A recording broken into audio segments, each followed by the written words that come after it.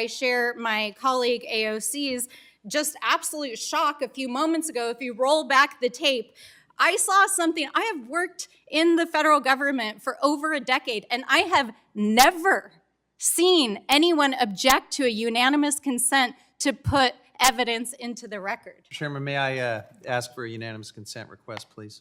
Since Mr. Graves has invited it, I think this is probably a good time to enter all 920 pages of Trump's Project 2025 into the record, where you can see on page 61, for example, the call for giving project proponents more control over regulatory clocks, page 524, for example, which rescinds the Biden rules and reinstates Trump rules under CEQ reforms. For NEPA, page 533, for example, where the Department of Interior is mandated to reinstate secretarial orders under the Trump administration, including time and page limits on NEPA documents. Page 533, for example, where consideration of eliminating judicial review and the challenges to the adequacy of NEPA documents, it goes on, and I would request unanimous Reserving consent. the right to object. I object also. Reserving the right to object. Mr. Chairman, I have a question. How many trees would it take to print that?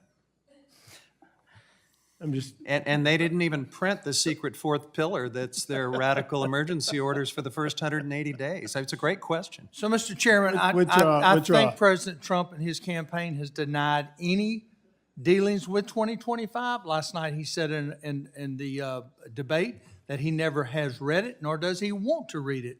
So to say that some is parts Trump, are good. Excuse me, I've got the floor. To say that this is his project, I think is wrong, and it's wrong to enter it into the records. Mr. Chairman, this is about this committee, not even waiting for Donald Trump, actually proceeding now to implement parts of Project 2025. I can't imagine anything more relevant given the subject matter of this hearing, so I will request unanimous consent to enter it into the record so we can demystify this for Mr. Graves and others who seem to think that there's not a direct line. So is there objection to entering the 2025 report that is not the Trump report as stated by Mr. Huffman? Just written by Trump's complete inner circle, but yes. There is objection. I hope people will take note of that. I've never seen that before. And we had multiple members object to putting Project 2025 in the record today. And what's shocking about that, truly shocking, is first of all, it doesn't even have to be in the record, you guys. It's online. You can just Google it. It's right here. And if you read it, AOC actually read from page 61 of this report, which was written by Donald Trump's OMB director. The section on CEQ is specifically about the provisions that are in the bills that are on this agenda today. It literally is calling for the things that are in this bill. That is literally what it says. You can read it. It's right here online. And not only does it say that it should implement what Donald Trump did during his administration, it says right here on page 61 it should go further. It says that it should use the judicial review that the Supreme Court just put into place by overturning Chevron deference to make it possible for the administration to go further. So when my friends across the aisle, and I respect and I want to work with you all on a bipartisan basis, say that Project 2025 has nothing to do with what's happening here today, it has everything to do with what's happening here today because it's all right here in this document. So I'm just genuinely shocked. I hope people will replay the clip over and over again of the objection that just happened here a few moments ago, because I have never seen that happen. Thank you, Mr. Chairman, and it is always an interesting adventure here in Congress, and especially this morning in this unexpectedly spicy hearing.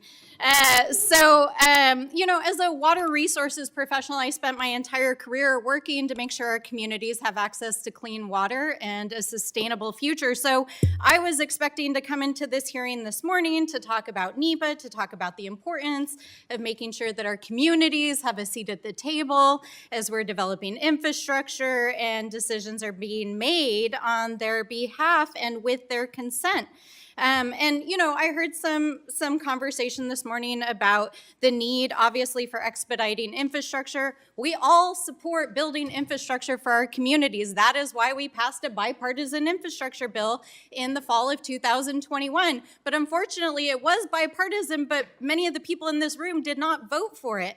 But I spend a lot of my time when I'm back home in New Mexico working across the aisle with my community partners to get that infrastructure built. It's water pipelines, it's broadband, and that was made possible because of the visionary leadership in the Congress that happened before this and by President Biden and Kamala Harris. Let's talk about NEPA for a moment.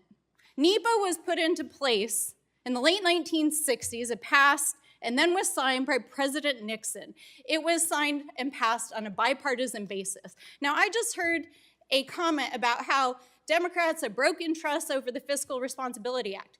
Okay, y'all, we're about to take a vote on a CR today that breaks trust on the Fiscal Responsibility Act. It actually violates the handshake deal that was made with the president over your desire to tank the economy, to shrink the budget, to take away resources, and through which you shoved through a NEPA bill that tried to gut environmental regulations. So if you want to talk about breaking trust, let's talk about that, because you're about to take a vote on a bill. And if you don't want to break trust, how about you vote for a CR to keep the government operational?